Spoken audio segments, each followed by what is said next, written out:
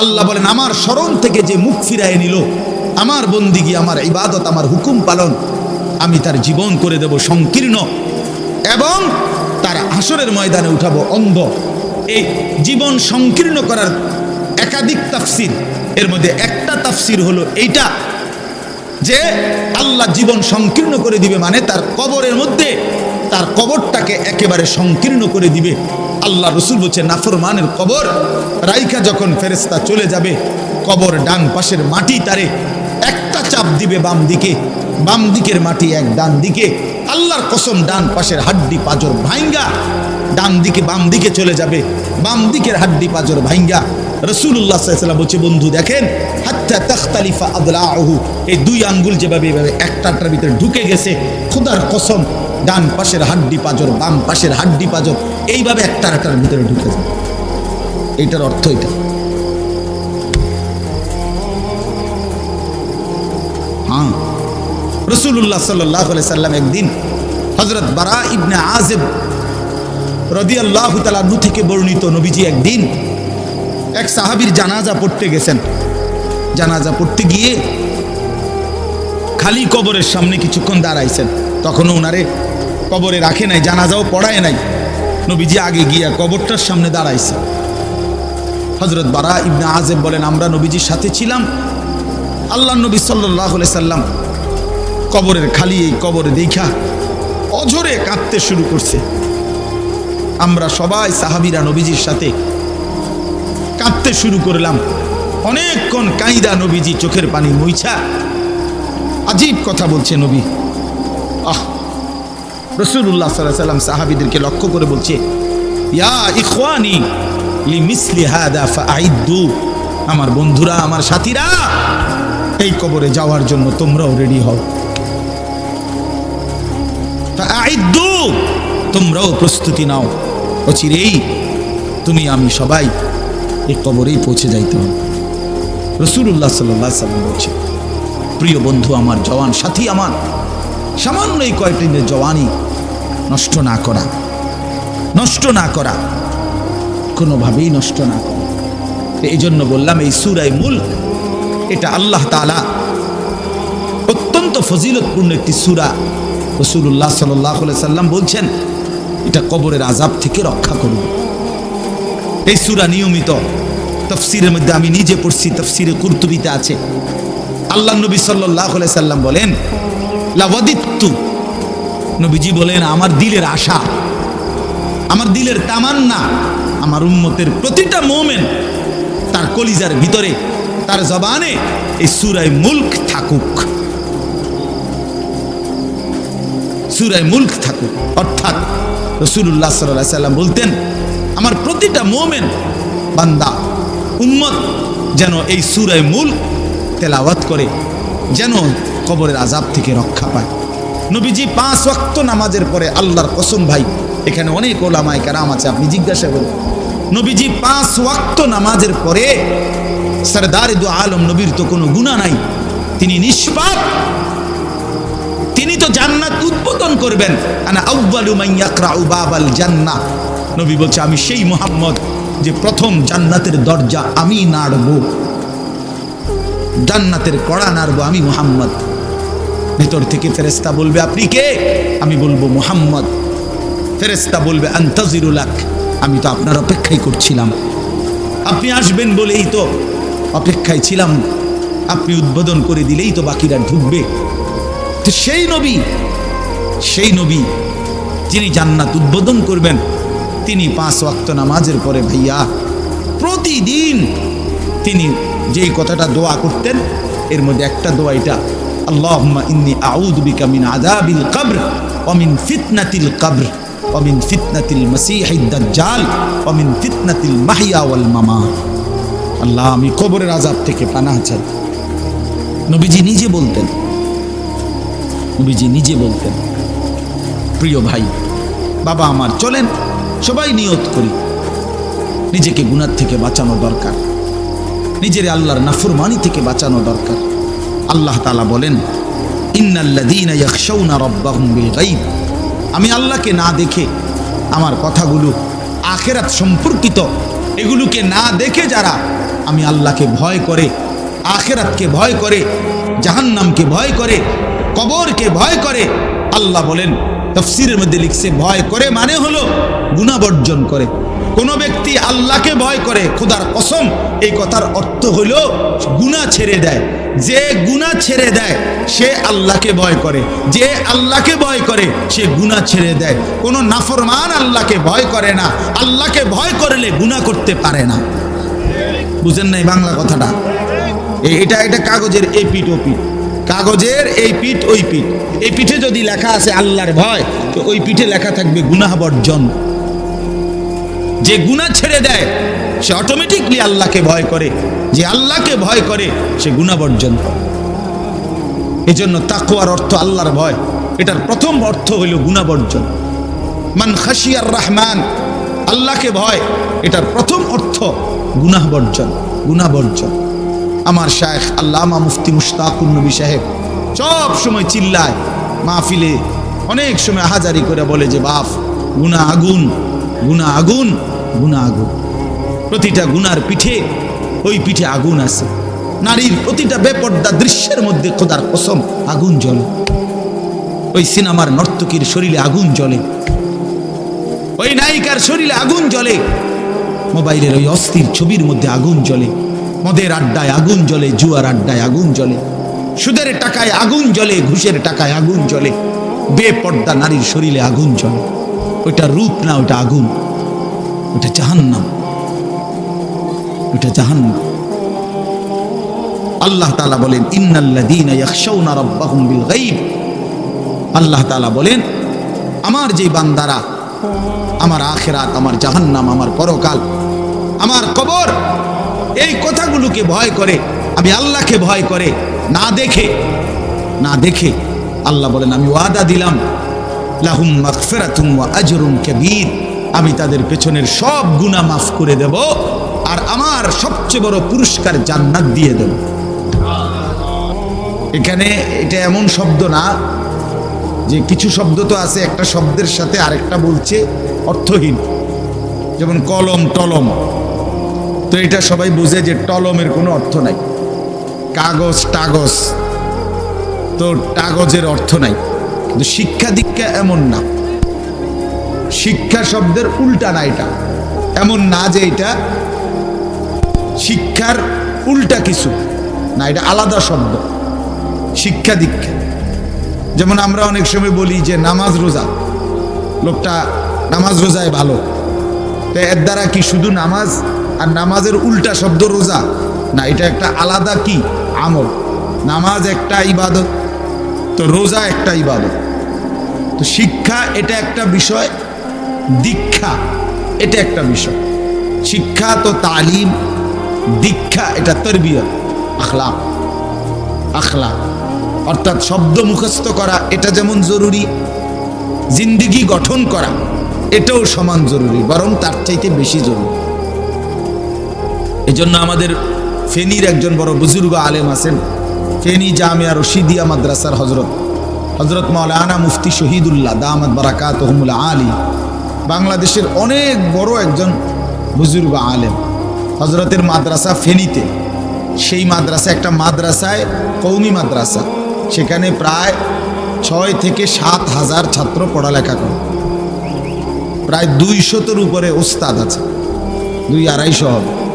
তো এই জন্য বললাম যে হজরত সবসময় বলে যে পড়া মেধা অনুপাতে কম বেশি হইতে পারে, কিন্তু আখলাক বরাবর হইতে হবে।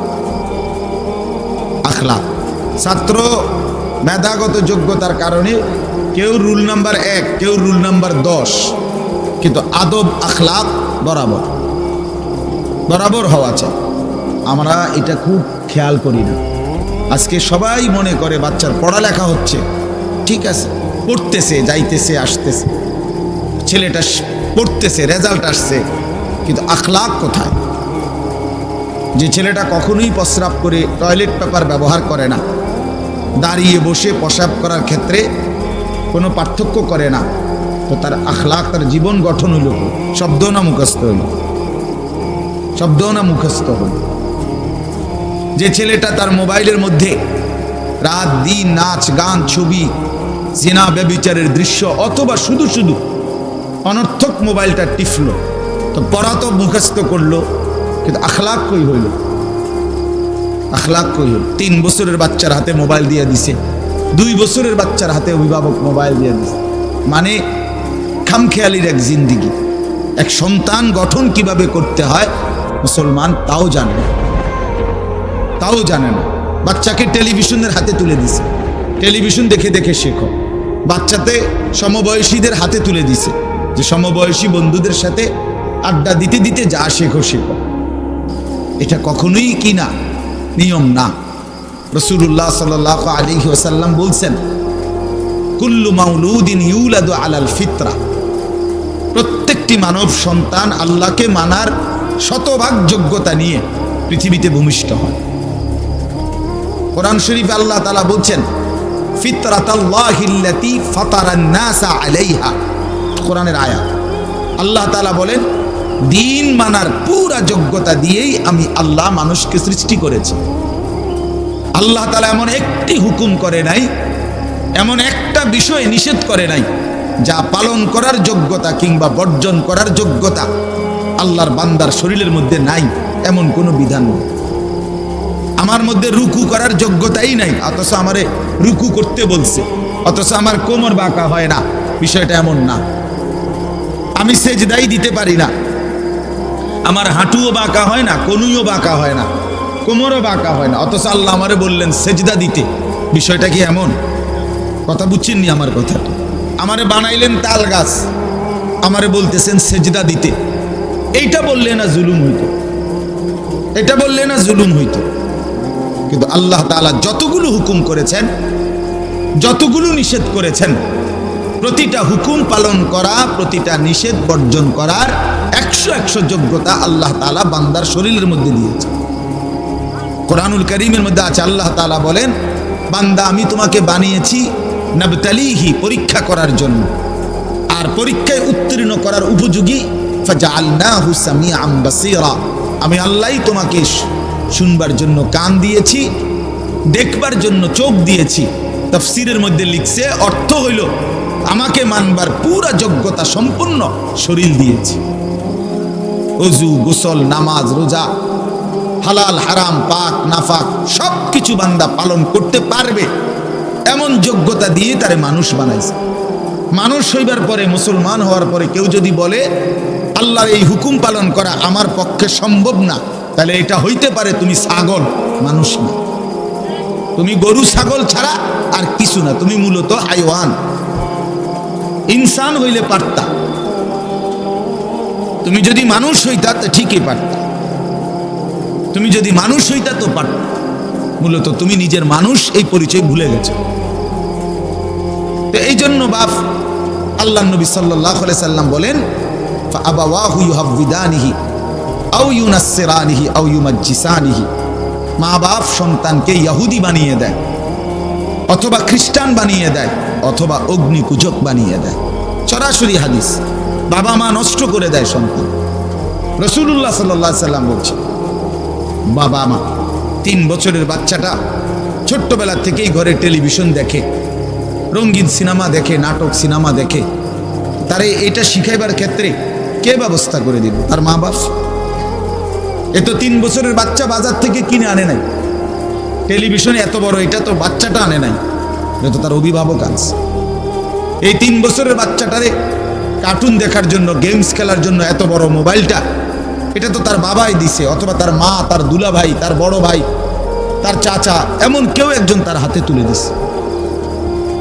এজন্য আমি সবসময় বলি, যেই মা বাপ অভিভাবক সন্তানের, অপ্রাপ্ত বয়স্ক সন্তানের হাতে এই বড় মোবাইলগুলো তুলে দেয়, এই মা বাবার চাইতে বড় জালেম আর কেউ নেই।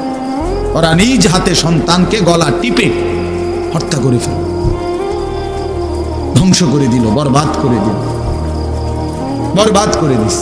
অসংখ্য অভিভাবক আমাদেরকেও তো বলে, বাচ্চা হুজুর খায় না, ঘুমায় না, বাচ্চা মোবাইল না দেখতে না দিলে খায়ও না, ঘুমায়ও না, কান্দে, শুধু কান্দে কান্দে। তা তার এই বদ অভ্যাস কে বানায়?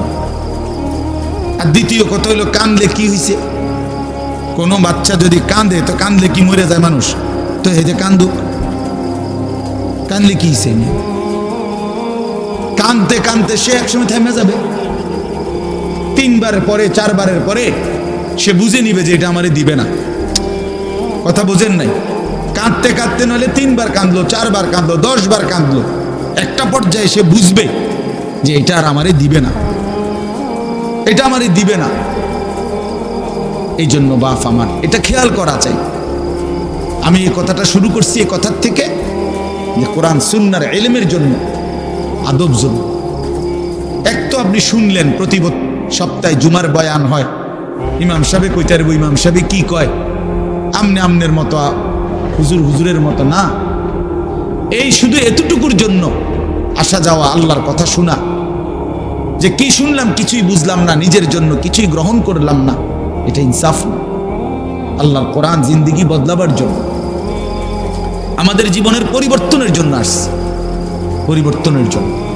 কোরআনুল কারীমের প্রতি অক্ষর নূর, কোরআনুল কারীমের প্রতি অক্ষর হুদান হেদায়েত, কোরআনুল কারীমের প্রতি অক্ষর মাউইজা উপদেশ, কোরআনুল কারীমের প্রতি অক্ষর বুশরা সুসংবাদ, কোরআনুল কারীমের প্রতি অক্ষর বাসায়ের অন্তর্দৃষ্টি সম্পূর্ণ জ্ঞান, কোরআনুল কারীমের প্রতি অক্ষর আহসানাল হাদিস সর্বশ্রেষ্ঠ কথা, কোরআনুল কারীমের প্রতি শব্দ মুতাশাবিহান সাদৃশ্যপূর্ণ, কোরআনুল কারীমের প্রতি শব্দ মাসানি বারবার তেলাওয়াতকৃত পাঠকৃত। কোরআনুল কারীমের অসংখ্য বৈশিষ্ট্য আল্লাহ তাআলা কোরআনে উল্লেখ করেছে। মা ফাররাতনা ফিল কিতাবে মিন শাই, আল্লাহ বলেন একটা বিষয়ের আলোচনা আমি বাদ দেই নাই কোরআনের মধ্যে।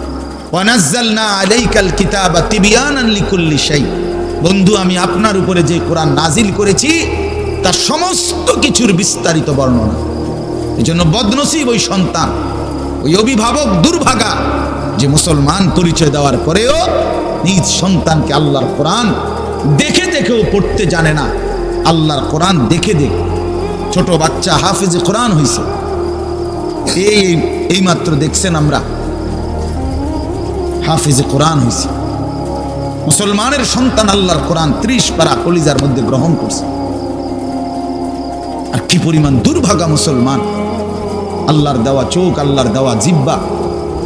আল্লাহ কোরআনে বলছে আলাম নাজআল লাহু আইনাইন, বান্দা আমি কি 2টা চোখ দেই নাই? ওয়া লিসানান, আমি কি জিহ্বা দেই নাই? ওয়া শাফাতাইন, 2টা ঠোঁট কি আমি দেই নাই? হাসরের ময়দানে আল্লাহ তাআলা জিজ্ঞেস করবে বান্দা আমার দেওয়া 2টা চোখ, আমার দেওয়ার জিহ্বা, আমার দেওয়া ঠোঁট, এত লক্ষ কথা বললা, এত কিছু দেখলা, এত শব্দ উচ্চারণ করলা, পৃথিবীর কত লক্ষ কথা তুমি জীবনে বললা, অথচ আমার কালাম সর্বশ্রেষ্ঠ আসমানি কিতাব মালিকের এই কোরআন, এটা একটু দেখে দেখেও পড়তে পারো না, এর চাইতে বড় বদনসিব আর কে হইতে পারে? এজন্য আমি পরিষ্কার বলি সব সময়, আল্লাহর কোরআন যেই মুসলমান দেখে দেখেও শুদ্ধ পড়তে পারে না, আমার দৃষ্টিতে ওই লোকটা বোবা। আপনি বোবা, মূলত দোস্ত তুমি বোবা। বাকি কথাগুলো না বললেও চলতো, বাকি কথাগুলো না বললেও চলতো, এই পৃথিবী ভোগ করা যেত। বোবা মানুষ যারা, তারা কথা না বলতে পারলেও ভাতও খাইতে পারে, ঘুমও যাইতে পারে, পেশাব পায়খানাও করে, বিয়েও করে, বোবা মানুষের বাচ্চা কাচ্চাও হয়।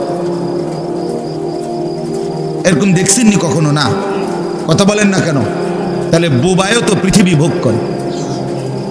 তাইলে বোঝা গেল দুনিয়ার এই ভাত মাছ বিয়া বউ, দুনিয়ার এই যৌন চাহিদা পূরণ আর পেশাব পায়খানার ঘুম, এটুকুর জন্য কথা না বললেও চলতো,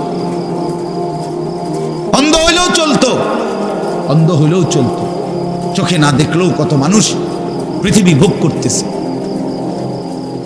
তাহলে যে জবান আল্লাহর দেওয়া, যে চোখ আল্লাহর দেওয়া, সেই মালিকের কালাম দেখে দেখেও পড়তে পারলাম না। 16 বছর বাচ্চাটা পড়লো, অথবা আপনি পড়াইলেন, একবারও ভাবলেন না হায় আমার সন্তানকে আমি কি পড়াইলাম? একবারও মনে করলেন না বাফেরই কি হইলো, সন্তানের বা কি হলো? হায় মুসলমান, বাপও তো ছিল মুসলমান, ছেলেটাও তো মুসলমান, না বাপের একবার মনে পড়লো, না ছেলের একবার মনে পড়লো, না মায়ের একবার মনে পড়লো, না ছেলেটার একবার মনে পড়লো যে আমার মালিকের কোরআন পড়তে পারি না। পৃথিবীর কত পড়া, দরকারি বেদরকারি মিলাইয়া পৃথিবীর বাকি সমস্ত পড়ালেখার মধ্যে প্রয়োজনীয় অপ্রয়োজনীয় কথার মিশ্রণ। কিছু কথা দরকারি আছে, কিছু কথা বেদরকারি আছে। সমস্ত বাংলা বইয়ের মধ্যে দরকারি কথাও আছে, বেদরকারি কথাও আছে। ইংরেজি বইয়ের মধ্যে দরকারি কথাও আছে, বেদরকারি কথাও আছে। কথা বলে হ্যাঁ, রোদ হচ্ছে, বৃষ্টি হচ্ছে, খেকশিয়ালের বিয়ে হচ্ছে, এটা কোনো দরকারি কথা হলো? এটা কিছু শিখার কিছু? এটা হাট্টিমা টিম টিম তারা মাঠে পারে ডিম, এটা কি? এটা কোনো শিখার কিছু? হ্যাঁ, আগডুম বাগডুম গোড়াডুম সাজে।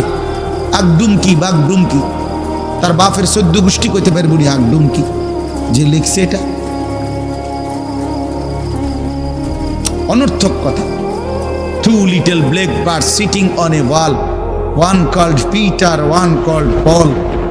দুইটা কাউয়া একটা ওয়ালের মধ্যে বসছে, একটা কাউয়ার নাম হলো পিটার আর একটা কাউয়ার নাম হলো পল।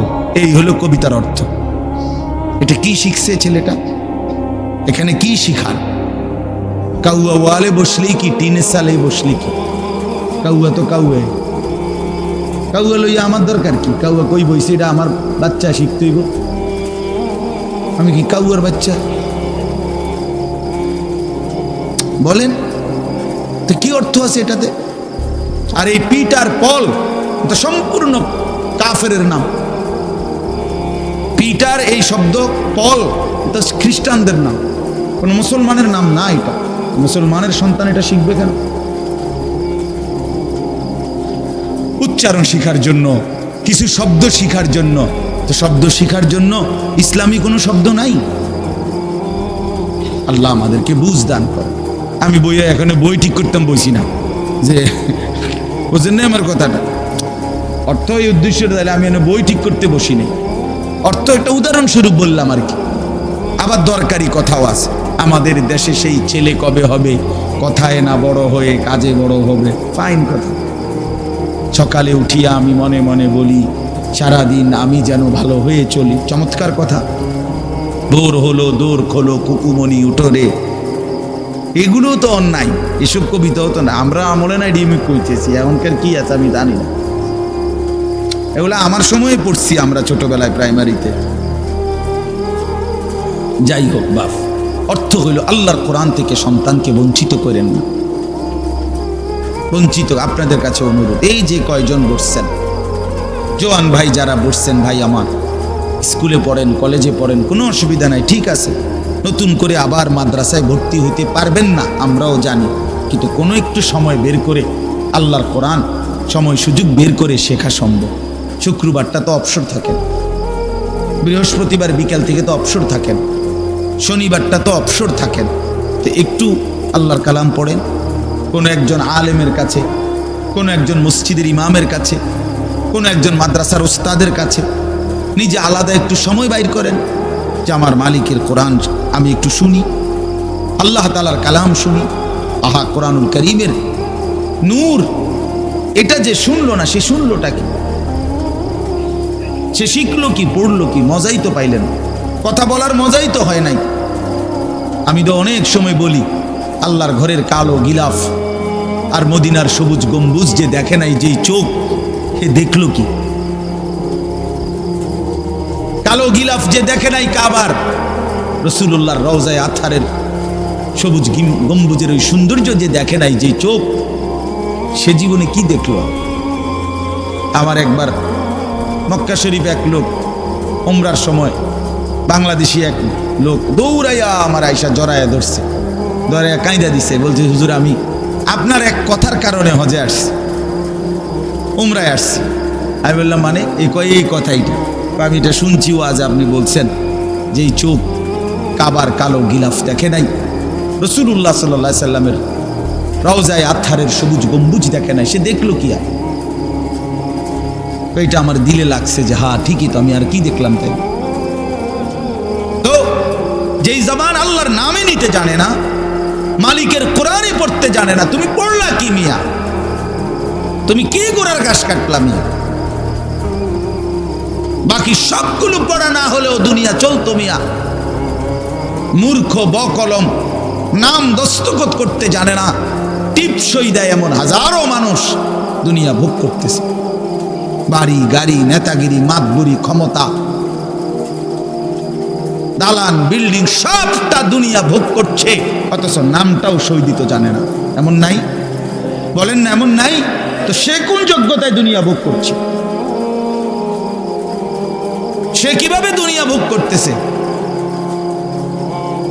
যদি বলেন সে সমাজে তার কোনো মান সম্মান, আরে না মিয়া, বহুত নেতাদের মাতবর সমাজের, সে তো মূর্খ, টাকার জোরে ক্ষমতা দেখাচ্ছে, এমন মানুষ নাই?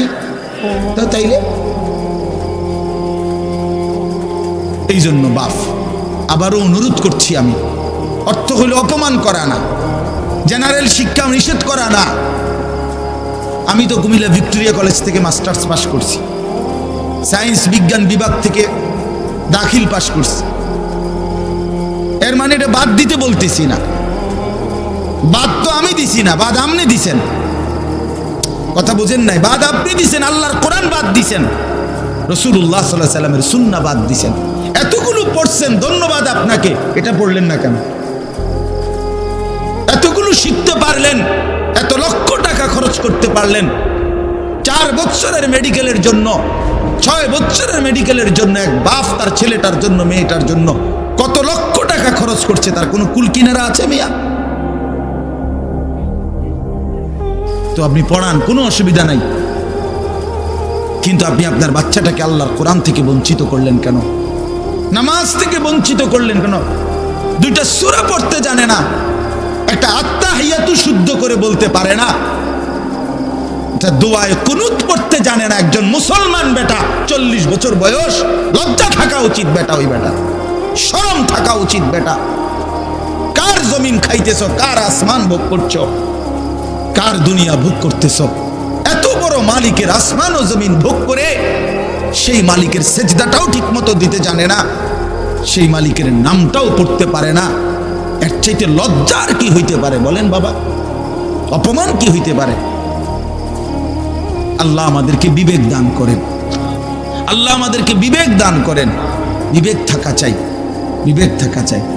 কোরআনুল কারীমের মধ্যে আছে, আল্লাহ তাআলা বলছে, একটা সাংঘাতিক কথা আছে কোরআন শরীফে, ফাবিআইয়ি হাদিসিন বাদাহু ইউমিনুন। আমার দিল নড়ে কোরআনের এই আয়াত শুনলে, কলিজা শুদ্ধা কাইপা ওঠে। আল্লাহ তাআলা কোরআনে বলছে, এই 29 পারার মধ্যেই আছে, সূরা মুরসালাতের মধ্যে আল্লাহ তাআলা বলে, বান্দা 23 বছরে আমি আমার রাসূলের কাছে এই সর্বশ্রেষ্ঠ কিতাব নাজিল করলাম, আমার সবচেয়ে শ্রেষ্ঠতম কথাগুলো আমি তোমাদের জন্য দিলাম। বান্দা, এর চাইতে আর দামি কোন কথা বললে তোমরা আমার কথা মানতা? বুঝেন নাই? ফাবিআইয়ি হাদিস, ফাবিআইয়ি হাদিস।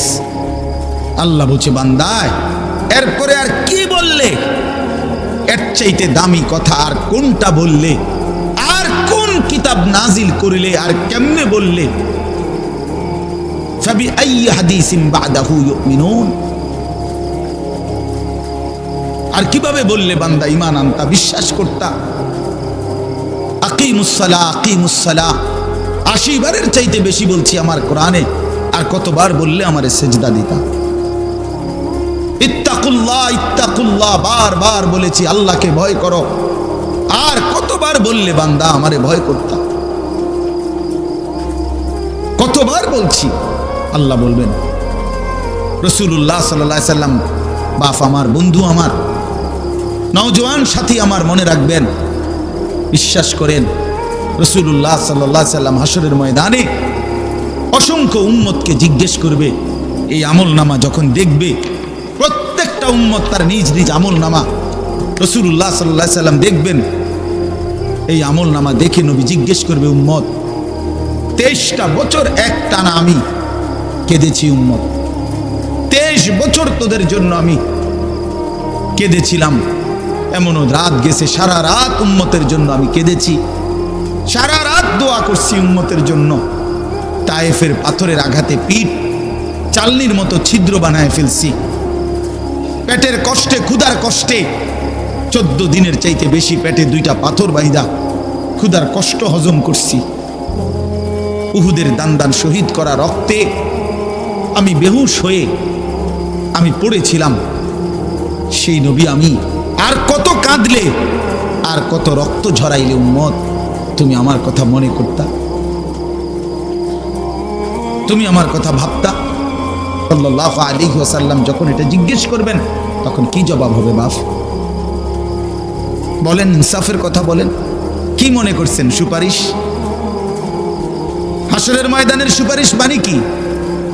মুখে বিড়ি সিগারেট, চেহারায় রাসূলুল্লাহ সাল্লাল্লাহু আলাইহি ওয়াসাল্লামের সুন্নাত নাই, 50 বছর ধরে সুদের লেনদেন, কোনদিন 5 ওয়াক্ত নামাজ আদায় করেন নাই, স্ত্রী বেপর্দা, ঘরের মধ্যে প্রতিদিন রঙিন টেলিভিশন চলতেছে।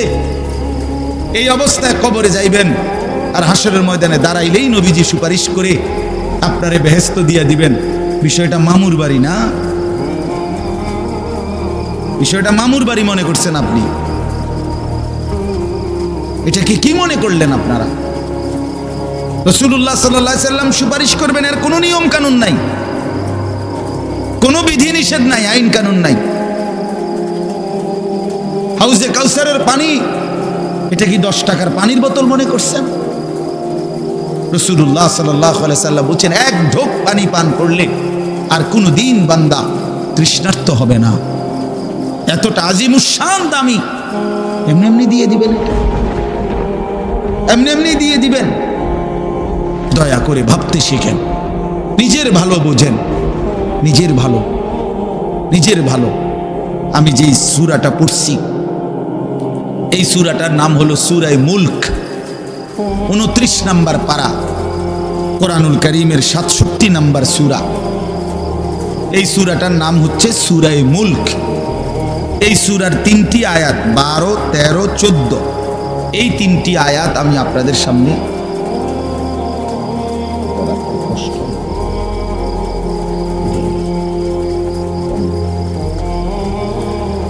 এই 3টি আয়াত আমি তেলাওয়াত করছি। এই আর অল্প একটু সময়ের মধ্যে আমি আপনাদের সামনে এই 3টা আয়াতকে সামনে রেখে কয়েকটা আর কথা বলতে চাই। প্রথম কথা, আপনারা রাগ হইয়েন না আমার, আমি আপনাদেরই অঞ্চলের মানুষ, এখন আপনারাও আমার, আমিও আপনাদের। আল্লাহর কোরআন শিখেন। আমার কথা হলো, আমি বলি না যে সবাই সব জেনারেল পড়া বন্ধ করে দেন, অর্থ হলো আপনি একটু সময় বাইর করেন। কথা, যারা চাকরি করেন, ব্যবসা করেন, বুড়া মানুষেরও অনেক বয়স্ক লোক কইলে হুজুর না আর কইয়া লাভ নাই, এই বয়সও না নাই, বিড়ি খাই না বয়স আছে। হ্যাঁ মাশাআল্লাহ, বিড়ি খাইতে কইলে চা দোয়ানে গপ মারুন না, বয়স ঠিকই রয়েছে অন।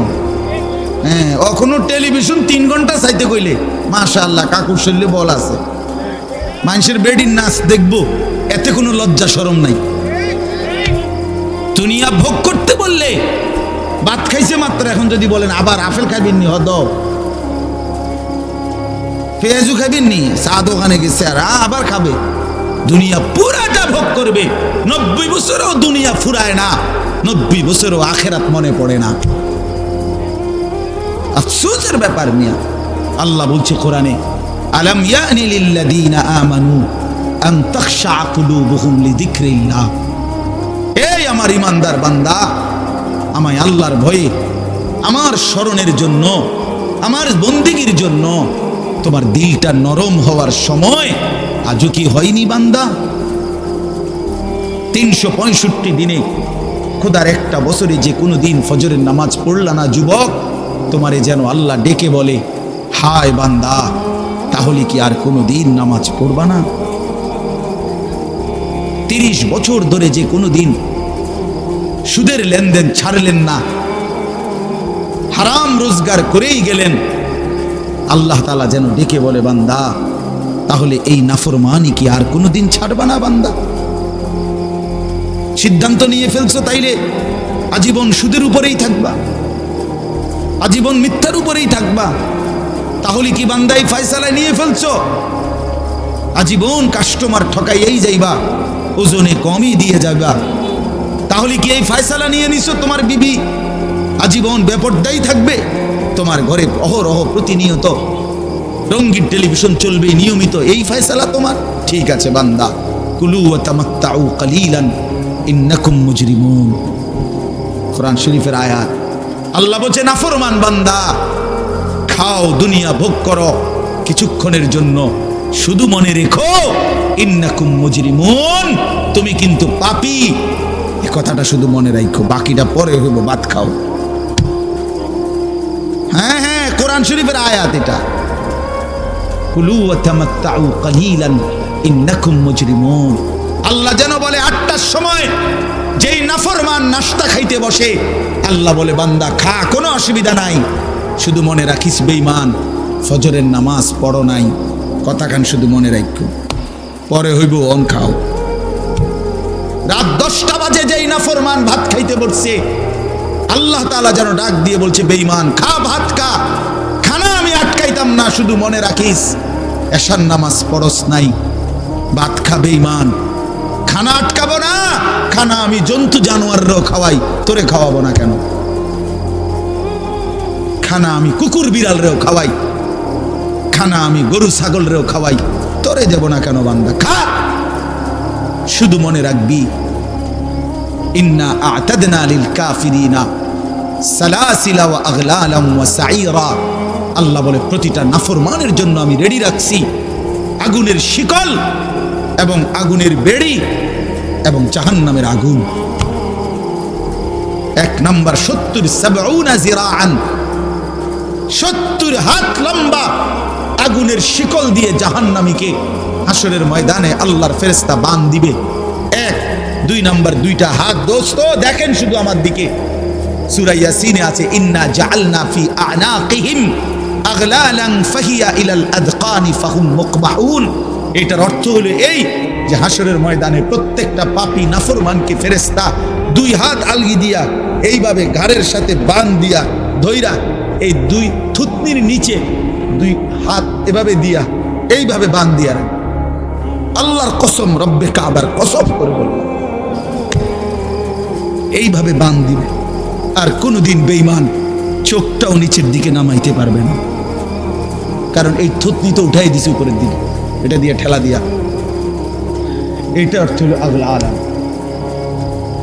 এই আয়াতের সূরা ইয়াসিনের এই আয়াতের অর্থ এটাই, ইন্না জাআলনা ফি আ'নাকিহিম আগলালান। আল্লাহ বলছে বান্দা আমি দেখাবো।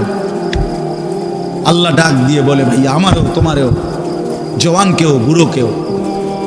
আল্লাহ বলে বান্দা কি মনে করছো আমি রহমান না? ঠিক আছে, তুমি কি এটা শোনো নাই আমি যে কাহার? তুমি তো শুনছো আমি রাহিম, তুমি কি শোনো নাই আমি জব্বার? আমি যুনতিকাম, আমি প্রতিশোধ গ্রহণকারী, আমি সারিউল হিসাব, দ্রুত হিসাবকারী, আমি জব্বার, আমি প্রবল প্রতাপান্বিত, কাহার, আমি মুতাকাব্বির, আমি বারি। তুমি জানো না আমার একটা নাম শুনলা, আমার দয়ার নামটা শুনলা, আমি যে শাস্তি দেব সেটা শোনো নাই? কি ভাইয়া, কোরআনুল কারীমের মধ্যে জান্নাতের বর্ণনা যেমন আছে, জাহান্নামের বর্ণনা নাই? কথা বলেন না কেন? তো সেগুলো কার জন্য? সেগুলো কার জন্য? মা সালাকাকুম ফি সাকার ক্বালু লাম নাকু মিনাল মুসাল্লিন। একবারে সোজা বাংলা দেখেন, জাহান্নামী জাহান্নামে চিৎকার করবে, জাহান্নামের ফেরেশতা ডাক দিয়ে বলবে বেঈমান জাহান্নামে কেন আসলি? ক্বালু লাম নাকু মিনাল মুসাল্লিন। নাফরমান বলবে বন্ধু ফেরেশতা ভাই আমি দুনিয়াতে নামাজি ছিলাম না। কি ছিলাম না? সরাসরি কোরআনের আয়াত। আল্লাহ বলেন ওয়াইলুন ইয়াউমাইদিল লিল মুকাদ্দিবিন। সমস্ত মিথ্যাবাদী নাফরমান পাপীদের জন্য সেদিন জাহান্নাম। যদি বলেন কেমন নাফরমান মাওলা? আল্লাহ বলেন ওয়া ইদা কিলা লাহুমুর কাউ লা ইয়ারকাউন। দুনিয়ায় এই নাফরমানকে যতবার বলা হয়েছিল রুকু করতে, সেজদা করতে, নামাজ পড়তে, বেঈমান নামাজ পড়ে নাই, এজন্য জাহান্নাম। কোরআনুল কারীমে আল্লাহ বলছেন কাল্লা ইদা বালাগাতিত তারাকি, নাফরমানের মৃত্যুর সময় যখন আসবে, মালাকুল মউত আজরাইল তারে যখন ডাক দিবে, আইয়াতুহান নাফসুল খাবিসা, প্রতিটা পাপী নাফরমানের জান কবজের সময় আজরাইল যখন ডাক দিয়ে বলবে, হে খবিস আত্মা বের হ, উখরুজি বের হ, আত্মাটা বের হতে চাইবে না। আল্লাহর নবী বলেন কসম বাবা, নবীজি বলে মালাকুল মউত আজরাইল খপ করে ধইরা কলজা থেকে রুহটা একটা টান দিয়া ছিঁড়া ফেলবে, একটা টান দিয়া ছিঁড়া ফেলবে। এরপরে রুহুটা কণ্ঠনালীর কাছে এসে আটকায় যাবে। কাল্লা ইদা বালাগাতিত তারাকি, তারাকি মানে কণ্ঠনালী। ফালাউলা ইদা বালাগাতিল হুলকুম ওয়া আনতুম হিনা ইদিন তানজুরুন, এটার অর্থ এটাই। হুলকুম মানে কণ্ঠনালী, বের হতে চাইবে না রুহু। আজরাইল তখন ধরে টাইনা হেসরাইয়া ছিঁড়া ছিন্ন ভিন্ন করে বেঈমান নাফরমানের কলজা ছিঁড়ে ফেলবে, রুহু ছিঁড়ে ফেলবে, এরপরে শরীর থেকে বের করে নিয়ে আসবে। আরে বন্ধু, এই কোরআনে আছে, আল্লাহ নিজে বলছে এমন নির্মম মৃত্যু হলো কেন, এই নাফরমানের মউত এত কঠিন হলো কেন, তার কলজা ছিঁড়া ফেলছে, রুহু ছিঁড়ে ফেলছে, এমন মৃত্যু হলো কেন? আল্লাহর কসম বাপ আমারেও বলি আপনারেও বলি, আল্লাহ কোরআনে সরাসরি বলছে এমন ভয়ানক মৃত্যু হলো কেন? ফালা সাদ্দাকা ওয়ালা সাল্লা, কারণ এই নাফরমান আমি আল্লাহর কথায় বিশ্বাস করে নাই, ওয়ালা সাল্লা, এবং নামাজ পড়ে নাই, নামাজ পড়ে নাই, নামাজ পড়ে। হ্যাঁ, বেনামাজি সন্তান মনে রাখো, বাদ দুগা খাইতে এলে খুব মাতবর, মোবাইল একখান টিপে, মোটরসাইকেল একখান চালায়। হ্যাঁ, বাহ বাহ বাহ বাহ বাহ বাহ বাহ। আর কি, আর ধরে কে? আমার একটা মোটরসাইকেল আছে, আমার একটা মোবাইল আছে, আমার কিছু বন্ধু আছে যারা আমার সারাক্ষণ অসৎ সঙ্গ দেয়। যখনই আমার সমস্ত নাফরমানি মন চায়, কিছু অসৎ বন্ধু মিলে যায়, যে বন্ধুরা আমার সারাক্ষণ চরিত্রহীনতা শিখায়, অসভ্যতা, নোংরামি, অশ্লীলতা, বেহায়াপনা শিখায়। এমন কিছু বন্ধু যার মিলে গেছে, একটা মোটরসাইকেল মিলে গেছে, একটা মোবাইল মিলে গেছে, তো নারীর ছবি, আড্ডা, জিনা, ব্যভিচারের দৃশ্য, মদের আড্ডা, জুয়ার আড্ডা, নারীর আড্ডা, নারীর আলাপ, অথবা মোবাইলের অস্থির ছবি দেখা, এই জিন্দিগি মুসলমান?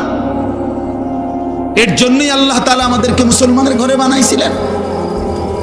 এই জন্যই আমার বাবা মুসলমান, এই জন্যই আমার মা মুসলমান।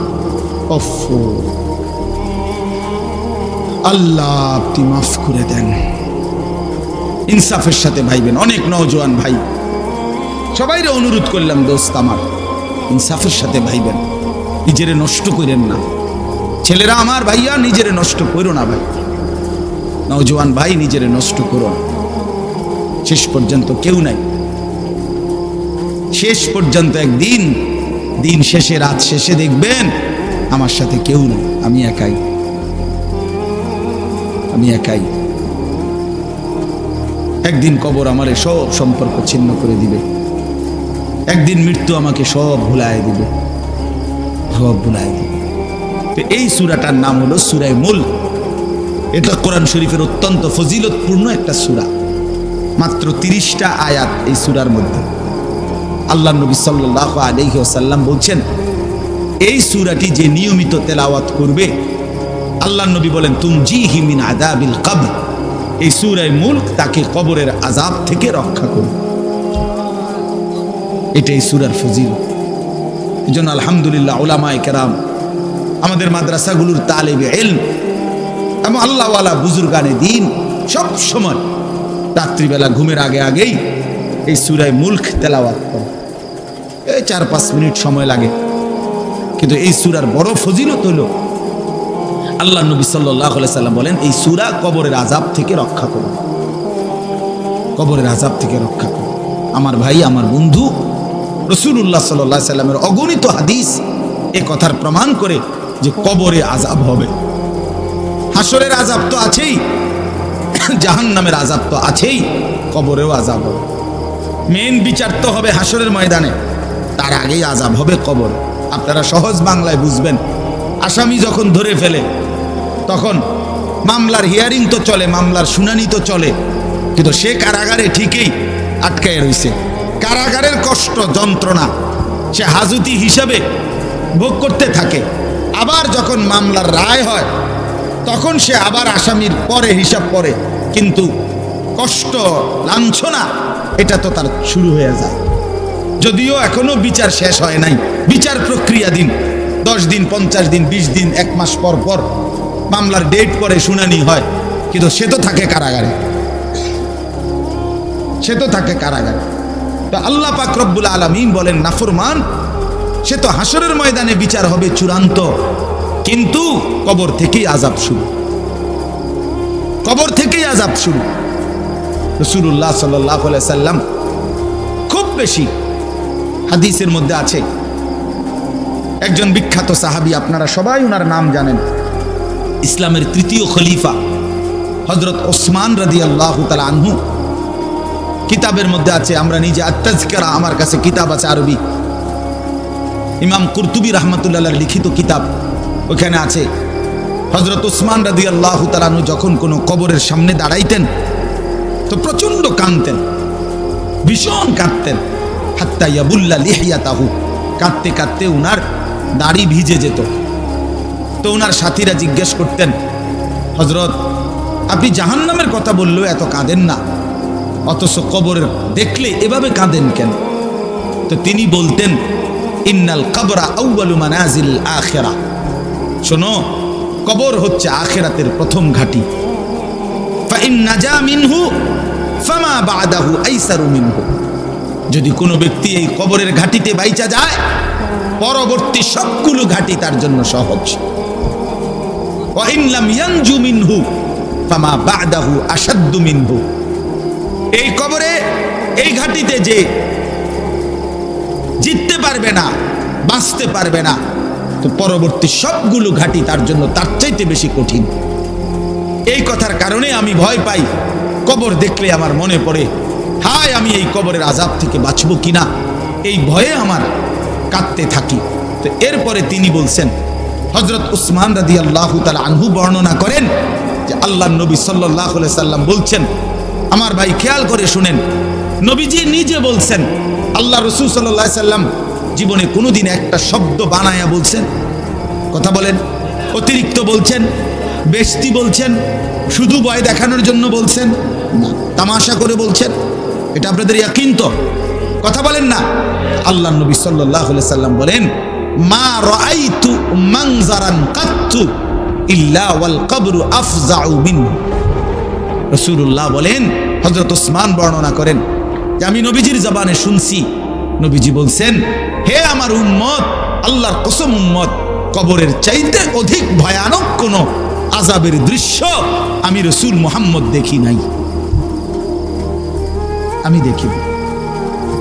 রাসূলুল্লাহ সাল্লাল্লাহু আলাইহি সাল্লাম বলছেন, প্রিয় ভাই আমার, আল্লাহর নবী সাল্লাল্লাহু আলাইহি সাল্লামের সরাসরি হাদিস, যে ব্যক্তি কবরের 3টা প্রশ্নের জবাব দিতে পারবে না, রাসূলুল্লাহ সাল্লাল্লাহু আলাইহি সাল্লাম বলেন আল্লাহ তাআলার পক্ষ থেকে তখন ফেরেশতাদের কাছে ঘোষণা আসবে, আফরিশুহু মিনান নার ওয়ালবাসুহু মিনান নার ওয়াফতাহু লাহু বাবান ইলান নার। আমার এই নাফরমান বান্দার কবরে জাহান্নামের বিছানা বিছিয়ে দাও, জাহান্নামের পোশাক পরিয়ে দাও, আর জাহান্নাম বরাবর তার জন্য কবর থেকে দরজা খুলে দাও।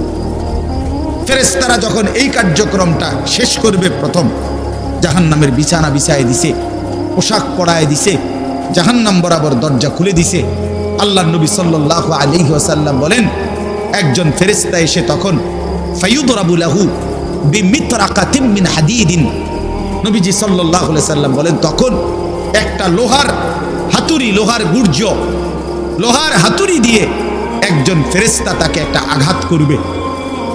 কি আঘাত, কোথায় আঘাত করবে? সরাসরি হাদিসের শব্দ, ওয়ারবাতান বাইনা উযুনাইহি, তার 2 কান বরাবর একটা আঘাত করবে।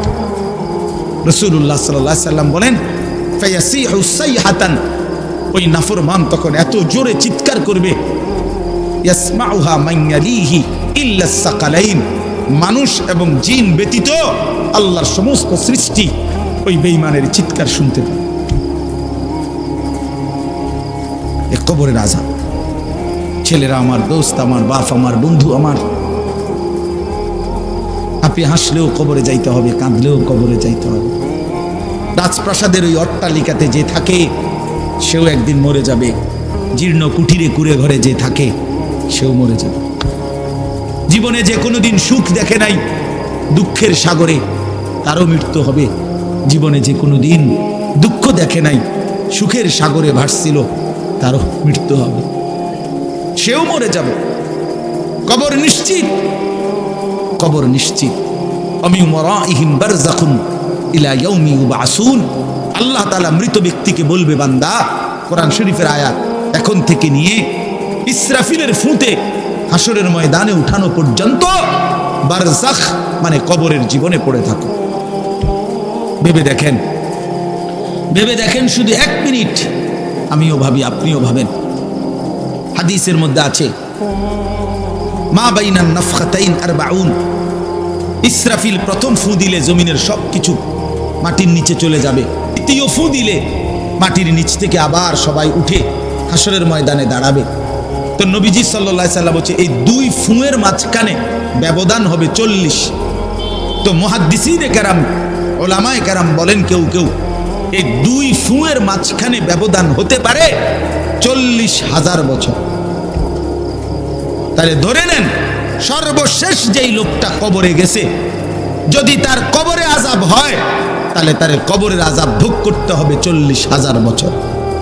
এবার বলেন তো, এখন যারা মরতেছে, এবার বলেন তো রাসূলুল্লাহ সাল্লাল্লাহু আলাইহি সাল্লামের জামানায় যারা মারা গেছে, এবার আরো পিছনে যান, ইব্রাহিম আলাইহিস সালামের জামানায় যারা মারা গেছে, এবার আরো পিছনে যান, নূহ আলাইহিস সালামের জামানায় যেই অবিশ্বাসী বেঈমানগুলো মারা গেছে, তারা আজকে কত বছর যাবত কবরে আযাব ভোগ করতেছে। বুঝছেননি আমার কথাটা? হ্যাঁ, কোরআন শরীফে আছে, ওমান আ'রাযা আন যিকরি ফাইন্না লাহু মাঈশাতান দানকা ওয়া নাহশুরুহু ইয়াওমাল কিয়ামাতি আ'মা। আল্লাহ বলেন, আমার স্মরণ থেকে যে মুখ ফিরায় নিল, আমার বন্দিগি, আমার ইবাদত, আমার হুকুম পালন, আমি তার জীবন করে দেব সংকীর্ণ, এবং তার হাসরের ময়দানে উঠাবো অন্ধ। এই জীবন সংকীর্ণ করার একাধিক তাফসির, এর মধ্যে একটা তাফসির হলো এইটা, যে আল্লাহ জীবন সংকীর্ণ করে দিবে মানে তার কবরের মধ্যে তার কবরটাকে একেবারে সংকীর্ণ করে দিবে। আল্লাহ রসুল বলছে, নাফরমানের কবর রাইখা যখন ফেরেশতা চলে যাবে, কবর ডান পাশের মাটি তারে একটা চাপ দিবে বাম দিকে, বাম দিকের মাটি এক ডান দিকে। আল্লাহর কসম, ডান পাশের হাড্ডি পাঁজর ভাঙ্গা ডান দিকে বাম দিকে চলে যাবে, বাম দিকের হাড্ডি পাঁজর ভাঙ্গা। রাসূলুল্লাহ সাল্লাল্লাহু আলাইহি ওয়াসাল্লাম বলছে, বন্ধু দেখেন, হাত্তা তাখতালিফা আদলাউহু, এই 2 আঙ্গুল যেভাবে এভাবে একটার ভিতরে ঢুকে গেছে, খোদার কসম, ডান পাশের হাড্ডি পাঁজর, বাম পাশের হাড্ডি পাঁজর এইভাবে একটার ভিতরে ঢুকে যায়। এইটার অর্থ এটা। হ্যাঁ, রাসূলুল্লাহ সাল্লাল্লাহু আলাইহি সাল্লাম একদিন হযরত বারা ইবনে আযিব রাদিয়াল্লাহু তাআলা আনহু থেকে বর্ণিত, নবীজি একদিন এক সাহাবীর জানাজা পড়তে গেছেন। জানাজা পড়তে গিয়ে খালি কবরের সামনে কিছুক্ষণ দাঁড়াইছেন। তখনও ওনারে কবরে রাখে নাই, জানাজাও পড়ায় নাই। নবীজি আগে গিয়া কবরটার সামনে দাঁড়াইছে। হযরত বারা ইবনে আযিব বলেন, আমরা নবীজির সাথে ছিলাম। আল্লাহর নবী সাল্লাল্লাহু আলাইহি সাল্লাম কবরের খালি এই কবরে দেখা অঝরে কাঁদতে শুরু করছে। আমরা সবাই সাহাবীরা নবীজির সাথে কাঁদতে শুরু করলাম। অনেকক্ষণ কাইদা নবীজি চোখের পানি মুইছা আজীব কথা বলছে নবী। রাসূলুল্লাহ সাল্লাল্লাহু আলাইহি সাল্লাম সাহাবীদেরকে লক্ষ্য করে বলছে, ইয়া ইখওয়ানি লিমিসলি হাদা ফাআইদ্দু, আমার বন্ধুরা, আমার সাথীরা, এই কবরে যাওয়ার জন্য তোমরাও রেডি হও। ফাআইদ্দু, তোমরাও প্রস্তুতি নাও। অচিরেই তুমি আমি সবাই এই কবরেই পৌঁছে যাইতে হবে। রাসূলুল্লাহ সাল্লাল্লাহু আলাইহি সাল্লাম বলছে, প্রিয় বন্ধু আমার, জওয়ান সাথী আমার, সামান্য এই কয়েকটি জওয়ানি নষ্ট না করা, নষ্ট না করা, কোনোভাবেই নষ্ট না করা। এই জন্য বললাম, এই সূরা মুলক এটা আল্লাহ তাআলা অত্যন্ত ফজিলতপূর্ণ একটি সূরা। রাসূলুল্লাহ সাল্লাল্লাহু আলাইহি সাল্লাম বলছেন এটা কবরের আযাব থেকে রক্ষা করবে। এই সূরা নিয়মিত তাফসীরের মধ্যে আমি নিজে পড়ছি, তাফসীরে কুরতুবীতে আছে। আল্লাহ নবী সাল্লাল্লাহু আলাইহি সাল্লাম বলেন লাওয়াদিতু, নবীজি বলেন আমার দিলের আশা, আমার দিলের তামান্না, আমার উম্মতের প্রতিটা মুমিন তার কলিজার ভিতরে, তার জবানে এই সূরা মুলক থাকুক, সূরা মুলক থাকুক। অর্থাৎ রাসূলুল্লাহ সাল্লাল্লাহু আলাইহি সাল্লাম বলতেন আমার প্রতিটা মুমিন বান্দা উম্মত যেন এই সূরা মুলক তেলাওয়াত করে, যেন কবরের আযাব থেকে রক্ষা পায়। নবীজি 5 ওয়াক্ত নামাজের পরে, আল্লাহর কসম ভাই এখানে অনেক ওলামায়ে কেরাম আছে, আপনি জিজ্ঞাসা করুন, নবীজি 5 ওয়াক্ত নামাজের পরে, সরদারে দু আলম নবীর তো কোনো গুনাহ নাই, তিনি নিষ্পাপ, তিনি তো জান্নাত উদ্বোধন করবেন। আনা আউয়ালু মান ইয়াকরাউ বাবাল জান্নাহ, নবী বলছে আমি সেই মুহাম্মদ যে প্রথম জান্নাতের দরজা আমি নাড়ব, জান্নাতের কড়া নাড়ব আমি মুহাম্মদ। ভিতর থেকে ফেরেশতা বলবে আপনি কে? আমি বলবো মুহাম্মদ। ফেরেশতা বলবে আনতাজিরু লাক, আমি তো আপনার অপেক্ষাই করছিলাম, আপনি আসবেন বলেই তো অপেক্ষায় ছিলাম, আপনি উদ্বোধন করে দিলেই তো বাকিরা ঢুকবে।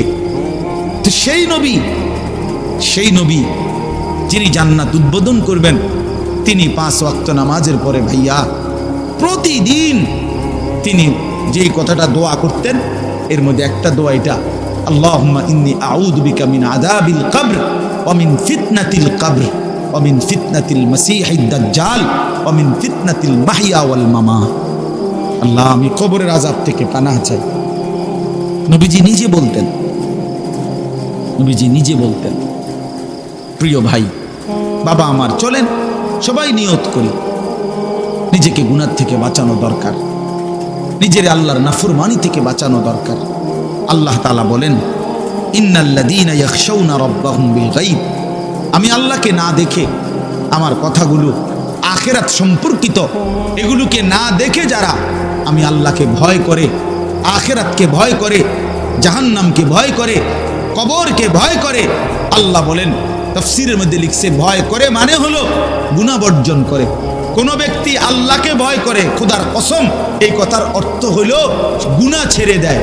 যে গুনাহ ছেড়ে দেয় সে আল্লাহকে ভয় করে, যে আল্লাহকে ভয় করে সে গুনাহ ছেড়ে দেয়। কোন নাফরমান আল্লাহকে ভয় করে না, আল্লাহকে ভয় করলে গুনাহ করতে পারে না। বুঝেন নাই বাংলা কথাটা? এটা কাগজের এই পিঠ ও পিঠ, কাগজের এই পিঠ ওই পিঠ। এই পিঠে যদি লেখা আছে আল্লাহর ভয়, তো ওই পিঠে লেখা থাকবে গুনাহ বর্জন।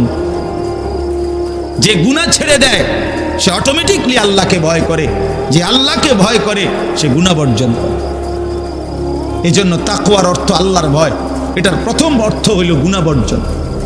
মান খাশিয়ার রহমান, আল্লাহকে ভয়, এটার প্রথম অর্থ গুনাহ বর্জন, গুনাহ বর্জন। আমার শায়েখ আল্লামা মুফতি মুশতাকুর নবী সাহেব সব সময় চিল্লায় মাহফিলে, অনেক সময় হাজারি করে বলে যে বাপ গুনাহ আগুন, গুনাহ আগুন, গুনাহ আগুন। প্রতিটা গুনার পিঠে ওই পিঠে আগুন আছে। নারীর প্রতিটা বেপর্দা দৃশ্যের মধ্যে খোদার কসম আগুন জ্বলে। ওই সিনেমার নর্তকীর শরীরে আগুন জ্বলে, ওই নায়িকার শরীরে আগুন জ্বলে, মোবাইলের ওই অস্থির ছবির মধ্যে আগুন জ্বলে, মদের আড্ডায় আগুন জ্বলে, জুয়ার আড্ডায় আগুন জ্বলে, সুদের টাকায় আগুন জ্বলে, ঘুষের টাকায় আগুন জ্বলে, বেপর্দা নারীর শরীরে আগুন জ্বলে। ওইটা রূপ না, ওইটা আগুন, ওইটা জাহান্নাম, ওইটা জাহান্নাম। আল্লাহ তাআলা বলেন ইন্নাল্লাযীনা ইয়াখশাউনা রাব্বাহুম বিল গায়ব, আল্লাহ তাআলা বলেন আমার যে বান্দারা আমার আখিরাত, আমার জাহান্নাম, আমার পরকাল, আমার কবর, এই কথাগুলোকে ভয় করে, আমি আল্লাহকে ভয় করে, না দেখে আল্লাহ বলেন আমি ওয়াদা দিলাম লাহুম মাগফিরাতুম ওয়া আজরুন কাবীর, আমি তাদের পেছনের সব গুনাহ মাফ করে দেব আর আমার সবচেয়ে বড় পুরস্কার জান্নাত দিয়ে দেব। এরপরে আল্লাহ বলেন ওয়া আসিররু কাওলাকুম আবিজহারু বিহি ইন্নাহু আলিমুম বিযাতিস সুদূর। মানুষের তিনটা